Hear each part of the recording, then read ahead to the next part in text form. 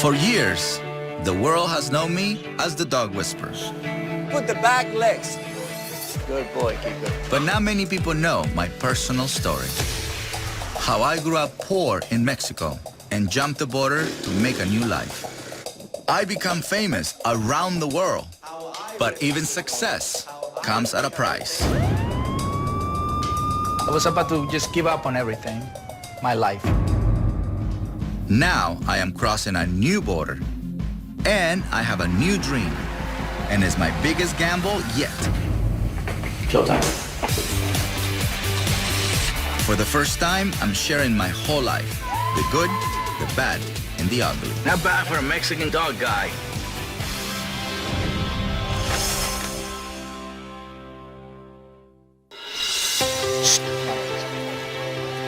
My life is about educating people and rehabilitating dogs. Hey.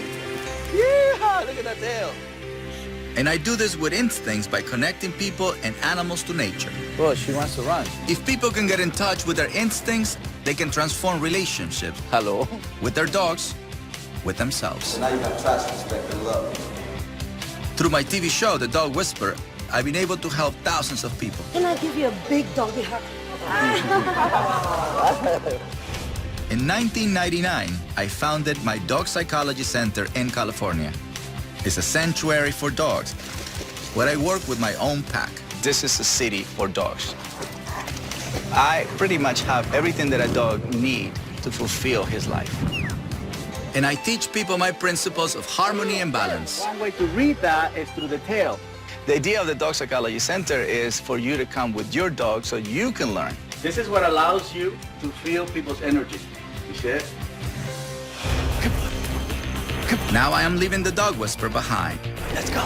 Come on, go, go. I have an even bigger dream to give all dogs a second chance. Come on. Our goal is to find the right home for one dog. My new series is called Leader of the Pack. Families compete to adopt a dog I rehabilitated and turn an abandoned dog into a perfect family pet. Now I am taking my role as the leader of the pack to a new level and bringing my message on the road in a live show. The goal of a dog, very simple. Harmony and balance. Never work against Mother Nature. The way he communicates with dogs and like fix every problem that a dog has is amazing. But all this success is rooted in what I learned as a kid, growing up on a farm in Mexico.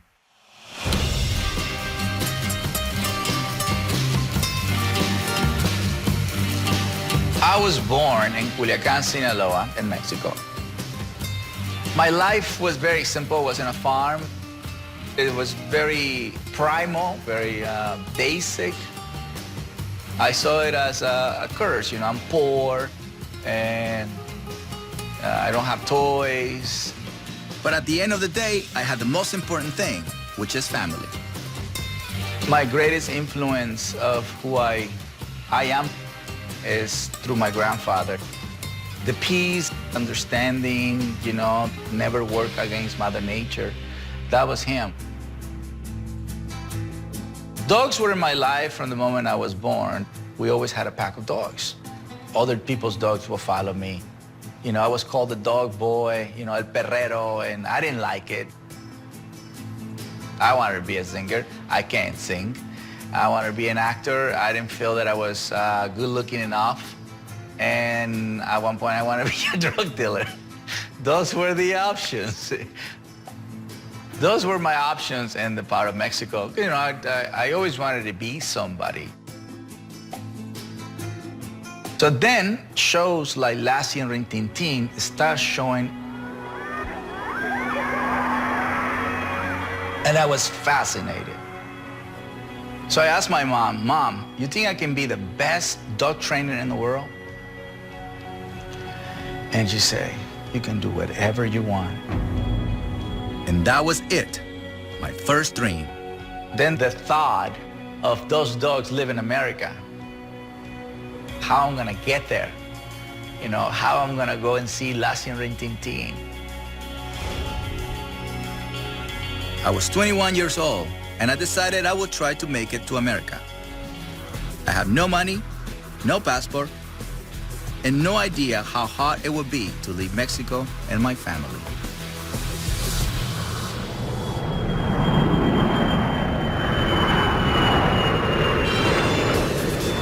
Now I travel all the time. The first stop of the Scandinavia tour is Sweden.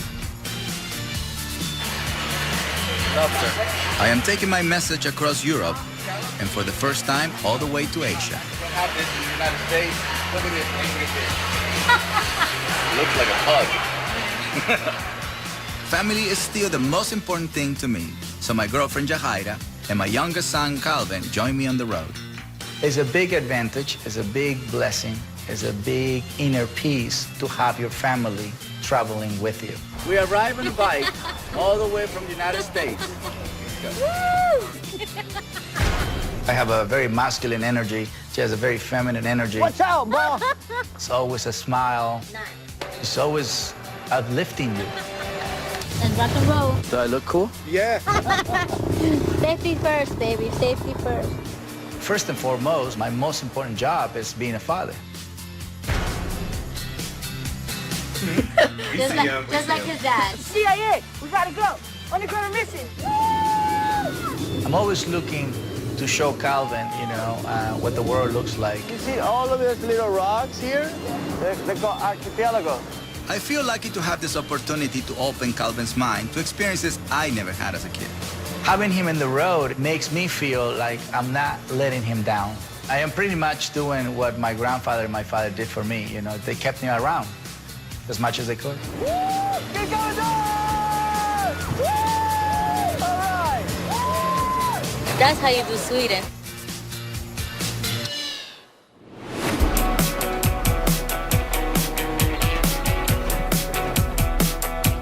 Hello! All this place will be filled. This is the microphone right here. We're checking the sound. Hello, hello. The tour's called Trust Your Instincts. It's about finding stability in our own lives so we can lead our dogs. That creates happier dogs and happier people. Can you sit? Hello, hello, hello. Awesome. Following is very important. Is my underwear showing? Sorry. That's not part of the show. This is my biggest, most important road show yet. To pull it off, I need to have the best possible pack. I have the superhero team. This is the pre-show briefing. Yeah, so we go through this script. What's harmony and balance? Lou is inside my head, literally. So here, this is Lou. Hi, Lou. Lou is telling me what I need to do. He walks me without a leash. It's the old show business adage, never work with children or animals. Most of the crew are childish, and we have animals, of course. I'm the EP, so I basically put the whole tour together. It's really like a real super healthy pack. And she runs it. She runs it. She knows everything, what everybody is doing. All right, here we go. You know me. Everybody needs somebody that keeps everybody on schedule, and that's Allegra. They have to get there exactly at 6 o'clock. To me, it's like a soldier. It's like a drill sergeant. When she gets into work mode, she gets into work mode. She won't leave you alone until it's done. We need to stick to the schedule. So that is my job. There you see, I told you. Todd has been with me for a long time. Your goal here is for me to help you how to walk a dog. The show is part seminar, part dog rehab. We're gonna help here. People bring me their dogs to work with. Todd is in charge of auditioning these dogs. The dog that was picked tonight is Loki. And getting us all on stage on time. Cesar is the real deal. He's the pack leader of us all. He's the type of boss you want. Not yet?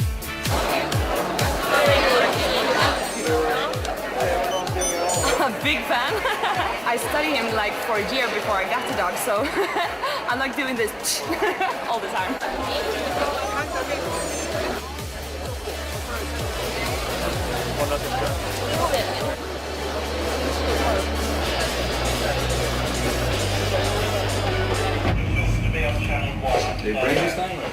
Thank you, God, for this wonderful day. Thank you for this opportunity that we have to bless so many lives. We thank you for that. Amen. Amen. 7:30 start.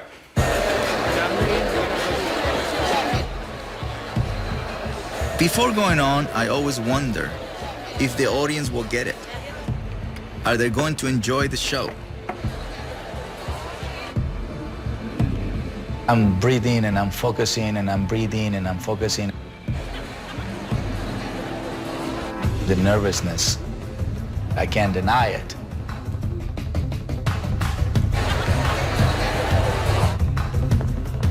I'm very insecure at that time.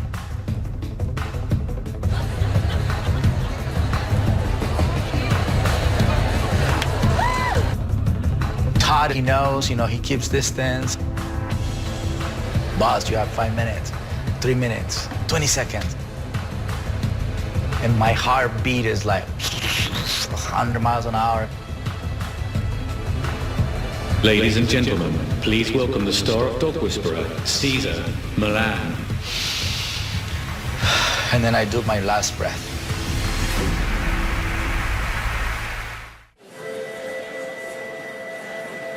Ladies and gentlemen, please welcome the star of Dog Whisperer and best-selling author, Cesar Millan.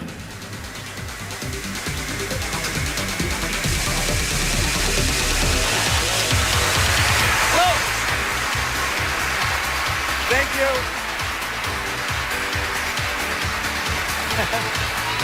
Thank you.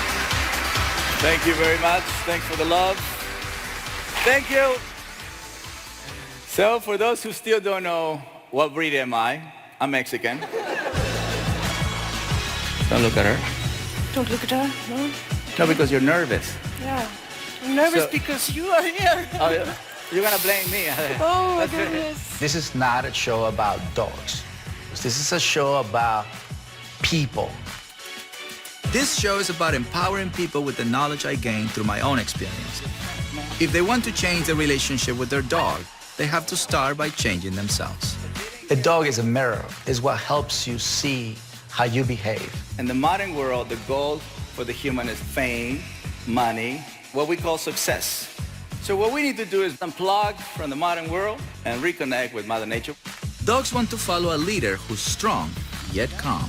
They enjoy very much the hands-on when I'm with the person on stage. That's what they love. That's what Cesar Millan represents, the guy that can come and transform a situation. And it's live.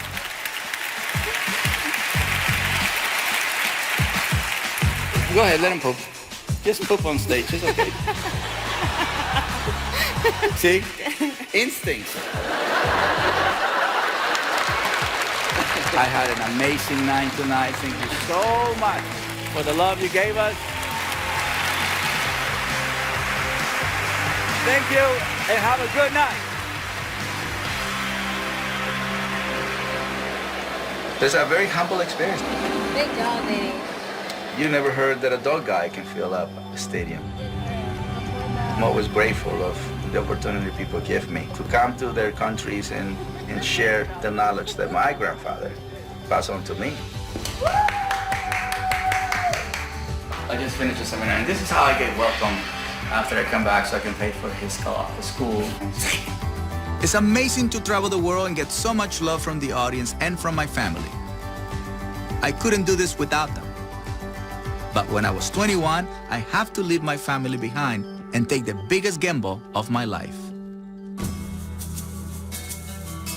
December 23rd, 1990. And I was 21. I said, Mom, I'm leaving. I said, where are you leaving? Where are you going? I'm going to America. America? But tomorrow's Christmas. But to me, I needed to go. I needed to leave that day. And she saw my determination. She called my dad and said, Felipe, your son is leaving. He came, he gave me a hug, and he gave me $100. His whole entire life savings, $100.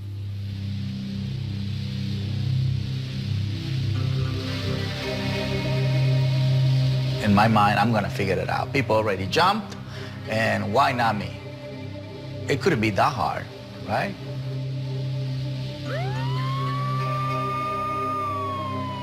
So I arrive at the bus station in Tijuana, and as soon as I get off the bus, I try to jump the border. And I realized it wasn't that easy.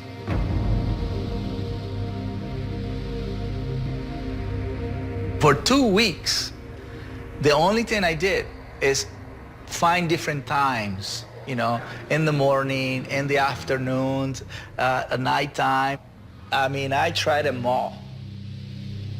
I walked the whole entire fence. I couldn't make it happen. You get caught, and often what I did was to let the INS catch me when I was starving, because I know I was gonna get a sandwich and a Coca-Cola. I realized I couldn't do it alone. So I tried tagging along behind people with hired guides called coyotes. And the coyotes, they're very smart, very clever. They have no mercy. We had this very heavy rain on those times, very, very heavy rain. Areas where it gets flooded, houses were taken away. So at one point I'm following this coyote with a group of people, and he's taking them to an area where it's like a canal created by the rain. And I see people being taken away with the current of water. So you see elderly people, you see pregnant women just taken away. And the coyote guy, the only thing he says is, "Follow me!" He can care less about who's being taken away. And his family members crying. A lot of people, they're trying to better themselves and have an opportunity, you know, to come to this country. A lot of them, they don't make it. You know, they just don't make it. After 2 weeks, I finally found my chance, a hole in the border fence. I come to this area where there's a hole in the fence, and it's, you know, pretty fresh. And then this guy come from nowhere. Skinny, tall guy, dirty. You know, this is the kind of guy that you learn to stay away. But the guy come to me and say, "So, you want to cross?" So I say, "Yes, I want to cross. I charge you $100. It's impossible that this guy knows how much money I have. But something inside, so it's okay. So I follow him. He said, "Don't pay me until we cross." Okay. So here we go.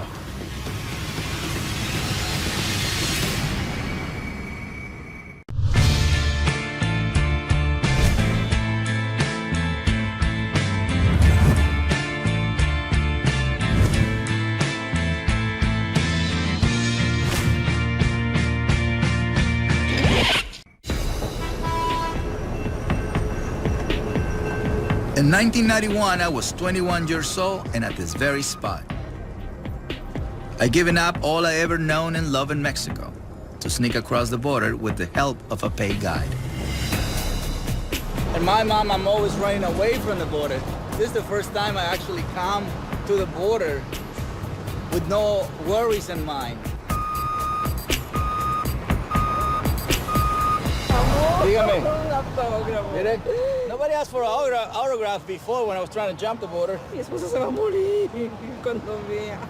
I can't believe it. ¿Qué cree que estoy haciendo aquí? ¿Qué? Pues les estoy enseñando por donde yo me brinqué. Ah, sí. Señor César, usted significa a México. Gracias, señora. Gracias. Dios lo bendiga. Gracias, señora. Felicidades. Saludos a la familia. Arriba, gracias. International border, right there. Frontera internacional. We come from over there. We cross, then we run against the wall, against the traffic. We're running. We're running here. It's a little safer.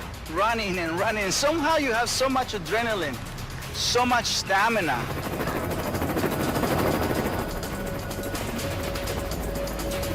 A hiding place. This is like the finish line. I follow him through the tunnel.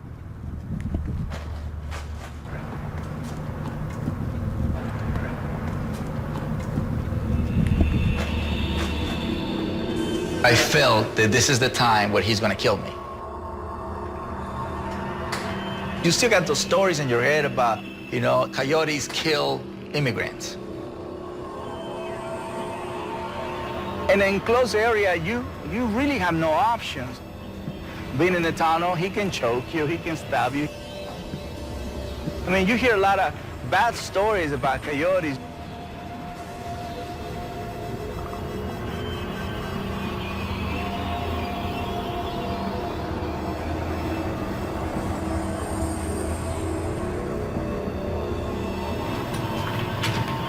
And then he tells me from here to wait. He's gonna go get a taxi. I'm right here waiting, soaking wet, full of mud. He whistles, he waves, so I go to where that little tree is. It's a taxi.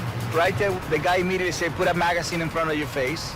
We go that way, and we make a loop, and then we enter into the freeway. And this is the Shell station where my life in America pretty much began. You get to study, you know, where other people like yourself live. And a lot of them live under freeways. And that's what I did. I haven't been here for 22 years. And I'm tracking down where I used to sleep. You get your cardboard, and then you come and look for your home. Slow down.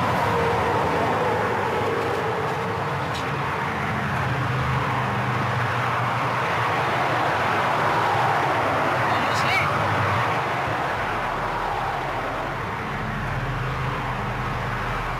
For 2 months, I washed dishes. Did odd jobs, whatever it took to survive. And then you discover, you know, AM, PM, and 7-Eleven, and the specials they have of 2 hot dogs for 99 cents. That, to me, was gold. That's all I need, $1 a day, I get 2 hot dogs. I am very amazed of what I have to go through, you know, for me to be here. Would I do it again? No.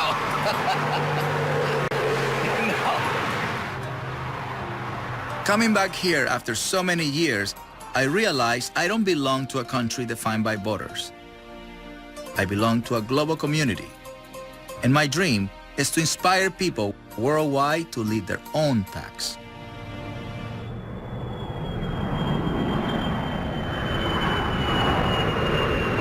Welcome to Finland!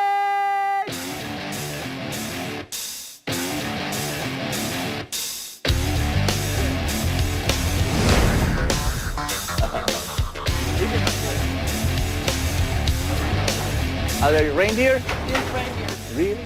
Real reindeer? So this is reindeer meat. Sure. This is not Rudolph. Wow. Oh, nice. Hey, you are this guy who stick with the dog. I do stick with the dog, sir. Yeah, take a picture.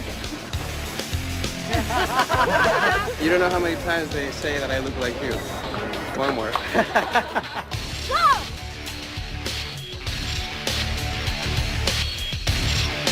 Oh my God! What's up, Helsinki? Look, Ozzy Osbourne was here. 50 Cent? What? Hold on. I gotta get my 50 on.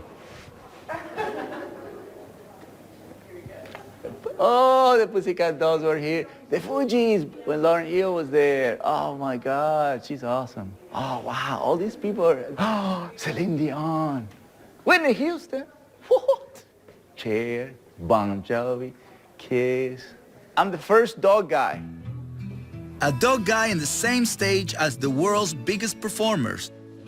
It's something I could never have imagined when I finally made it to Los Angeles 21 years ago. Determined to make it, and make it big.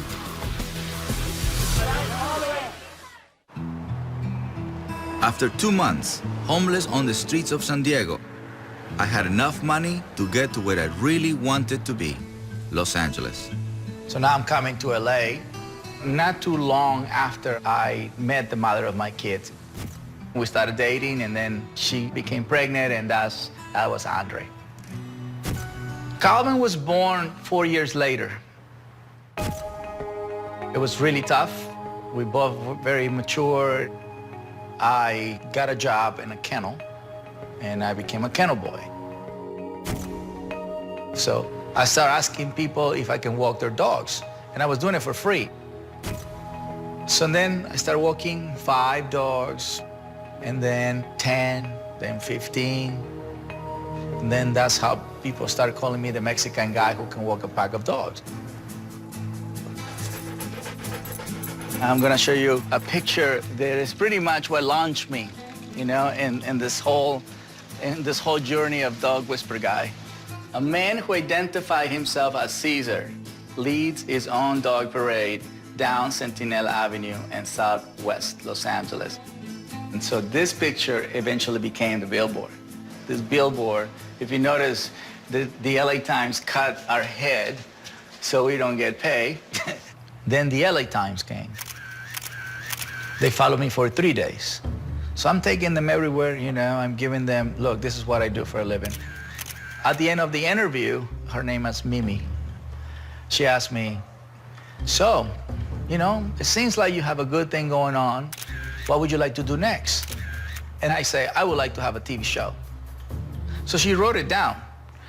The newspaper came on a Sunday, and by Monday, it was a line of producers outside. Good boy, Kiko. So the first year, Dog Whisper, National Geographic, right?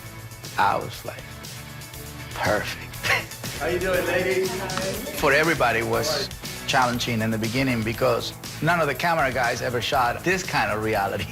They didn't know how to shoot dog, and I didn't know how to do TV. Not to let him pass that invisible line. In the show, I say I train people and rehabilitate dogs.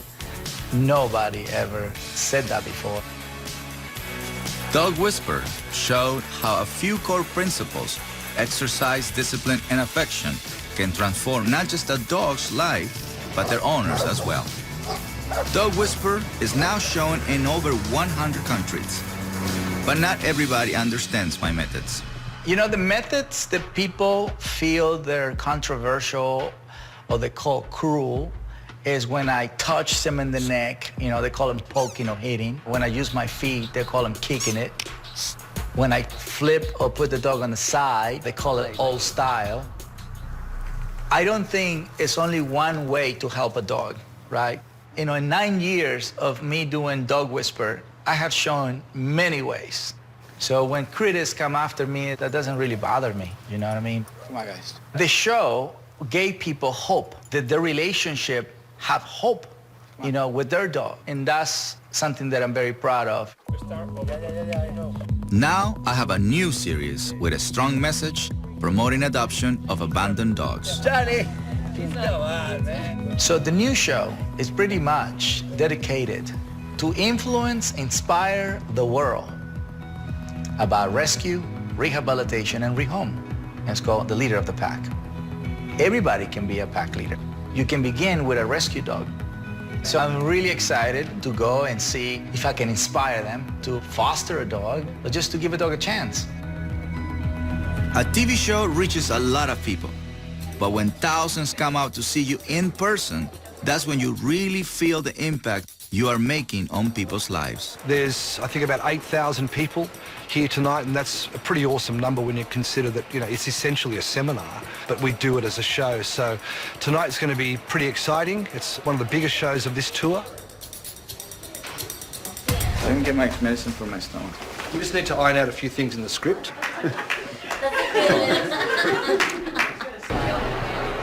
He's got awesome energy, and he's like easy to relate to and like easygoing and all that. I had a pack of 3 dogs, and you know it was just invaluable, the advice that I got from watching the show. So Yeah, he's kind of a genius. With a show this big, I'm especially thankful to have my family here to give me that last push onto the stage.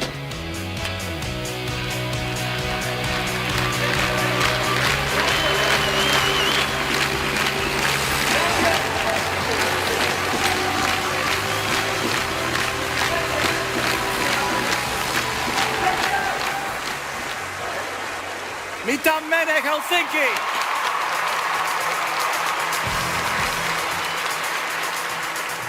It's packed.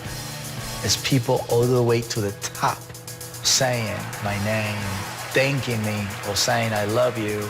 It's an amazing thing to achieve, because normally you get those crowds if you're a singer, or if you're a rock band.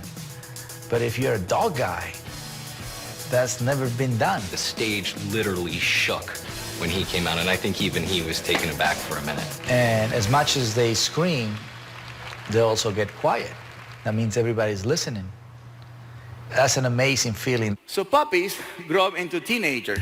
Let's talk about human teenagers. Dogs today are unfulfilled because their owners do everything for them. Let's just show them how a modern kid gets tacos in grandma's house. We do a skit to show how Calvin's grandma spoils him, just like we pamper our dogs. So I'm gonna play you, and you're gonna play grandma. It was hard before Life on the Road because I used to do it by myself. At least one of my kids is with me. And I know what's happening to Calvin. He joins me on stage and I see his progress on stage. He has what it takes. When I was a kid, my mom put me in judo classes to control my rebellious energy. I see Calvin going through the same thing. So by giving him a job in the show, I give him a place to focus his energy. Grandma, can you give me some reindeer?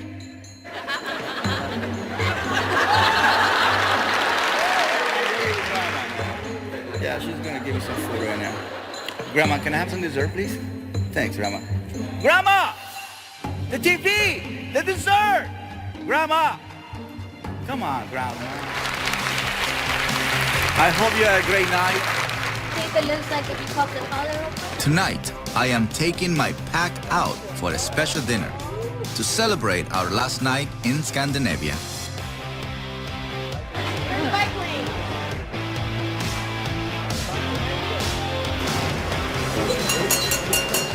Guys, I really thank you for being part of this dream, and this is to you.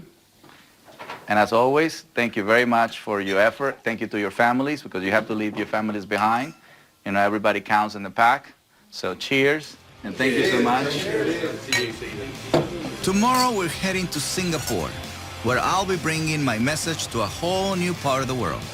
It'll be my first time in Asia, and I have no idea what they're going to think.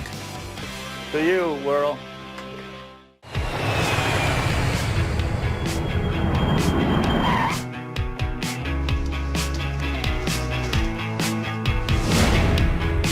Singapore is amazing. The hospitality, the people, the food. The first day we got to see the city, you know, breathe the energy. What's up? I used to groom dogs. You used to groom. He's been the most relaxed I've ever seen him on any tour. Singapore! Wow, never in a million years I thought I was coming here. Singapore has been a great experience. I wasn't expecting it. I'm a high-level energy Mexican guy. You can't take that away from me. I have by far one of the best jobs in the world, because I can bring people together through a message which says, let's all be a pack member of one world. Calmness is a must. There's a lot of languages in the world. In the animal world, there's only one, and that's energy. You give me an aggressive dog from Singapore, and to me, it's the same language. It's a universal language. And that's what dogs read from me or feel from me.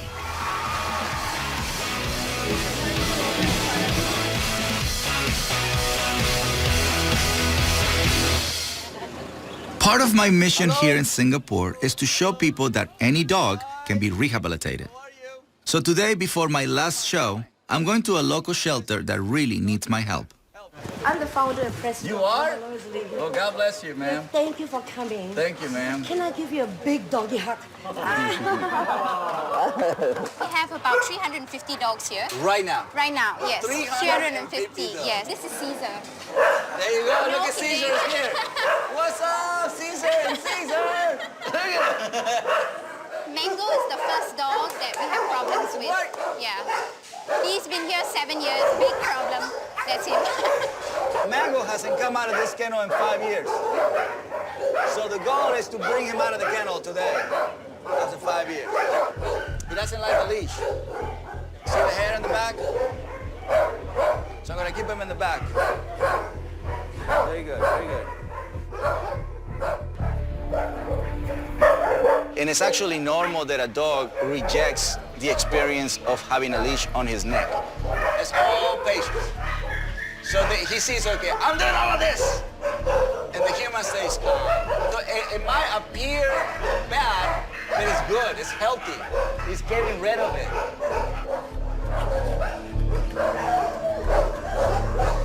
Welcome to the rest of the place. This is how you do it. Look. You first put the back legs. Nice. Look at the tail. Hey, Mango, you're waking up too. Yeah, good boy. Oh, yeah. Oh, yeah. So he sees a little bit of tension means the human wants to guide him. You ready for rollerblades, buddy? 7 years of not going anywhere. Just a lot of pent-up energy. He never got to see Singapore. A Mexican pretty much introduced Mango to Singapore. He did it! And that's exactly the message of leader of the pack. Do you have everything there? No, I don't have socks. Today is the last day for the tour, you know, Europe, Asia. My show is across the street. Think about this. A guy who used to sleep in the freeways, under the freeways, get to sleep right here. That's some view. Look at that. You know, me as a father, I always remind my kids, you can't forget where you came from to know where you're going. You can't. I like to remember the beautiful things, and to me, the struggles are beautiful things. They're beautiful things, and then you get the payoff.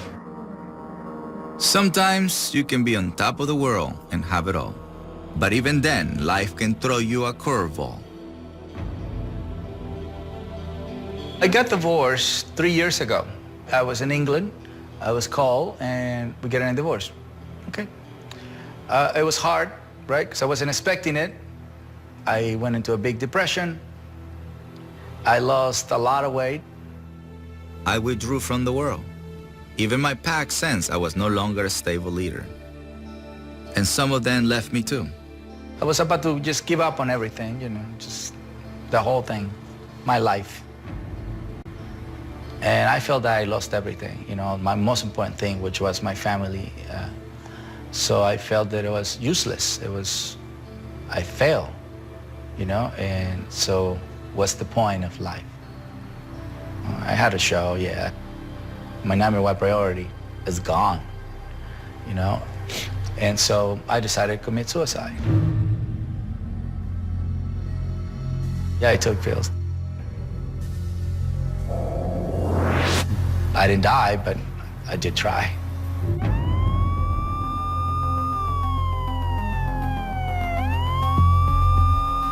I was sent to this hospital for observation.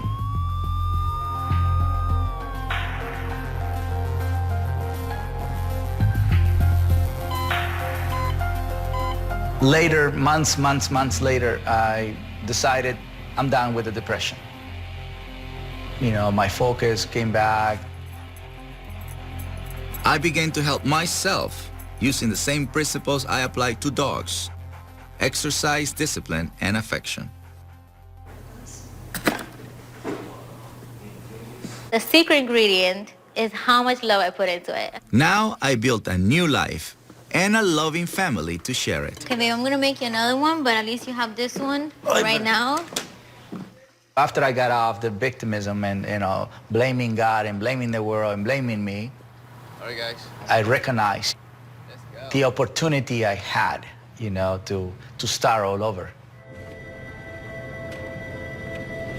If I didn't die, that's because God didn't want me to die yet. Good morning.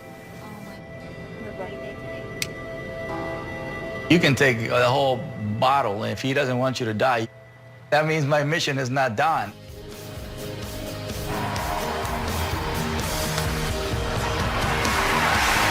All right, thank you. Thank you.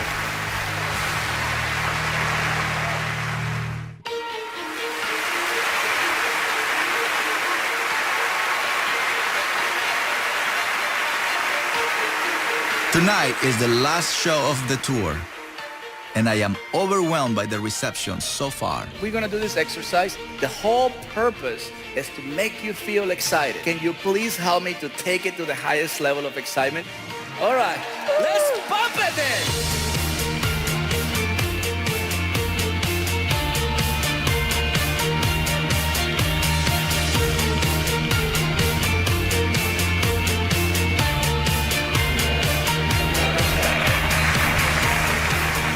Had a great night. Thank you, Singapore.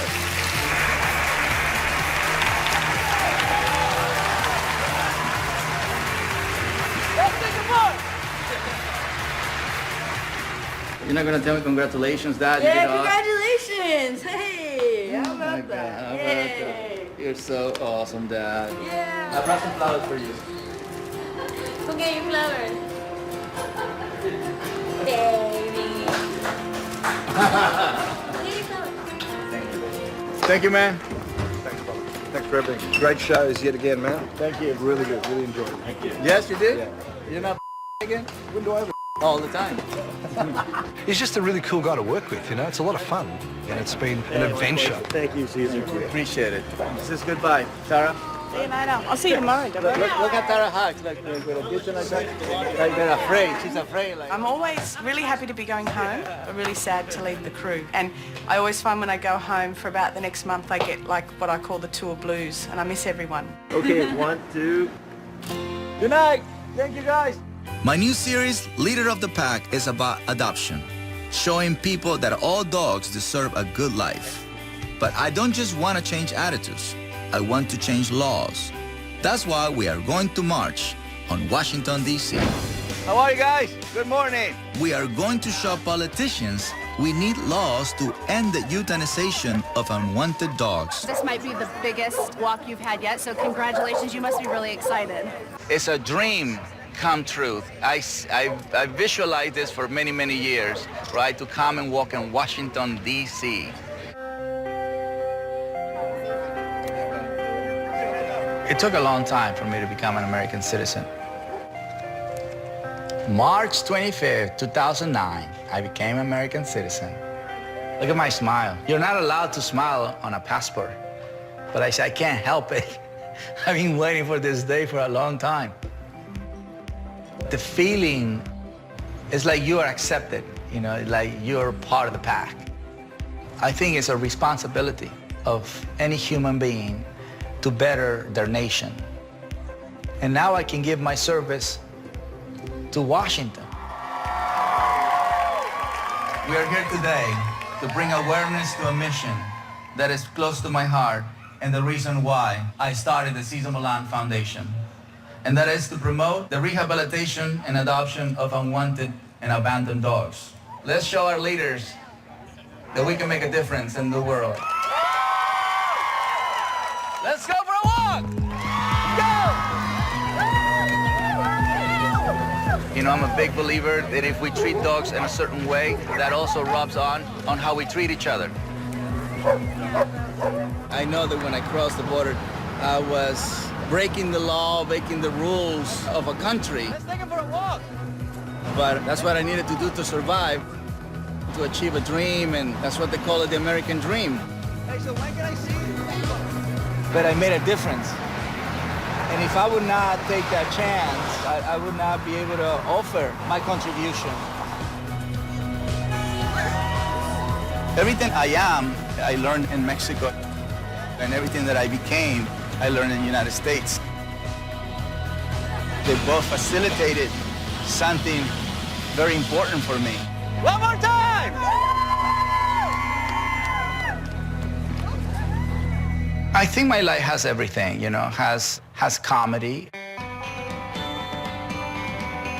has drama, has action. I don't know about the ending yet. I'm just glad that I can tell the story.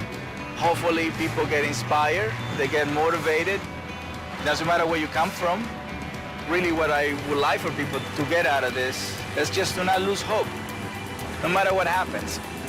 You should never lose hope.